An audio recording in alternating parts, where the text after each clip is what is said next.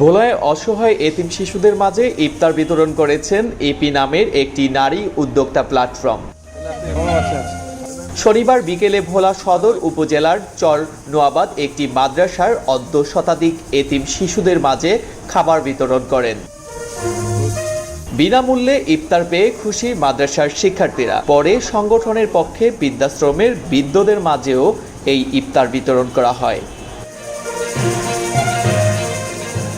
E P উদ্যোক্তা training institute প্রতিনিধি lima Rahman জানান, ইপি প্ল্যাটফর্ম দীর্ঘদিন ধরে সমাজের নানা উন্নয়নমুখী কার্যক্রম করে আসছে। প্ল্যাটফর্মের উদ্যোগে আজকে এখানের বিশেষ করে নারীদের স্বাবলম্বী করার জন্য তারা বিভিন্ন প্রশিক্ষণ দিয়ে আসছে। ইফতার বিতরণ অনুষ্ঠানে উপস্থিত ছিলেন ইপির প্রতিনিধি লিমা রহমান, আমেনা, সাথী কবিরাজ সহ আরও অনেকে। কাজ করতেছে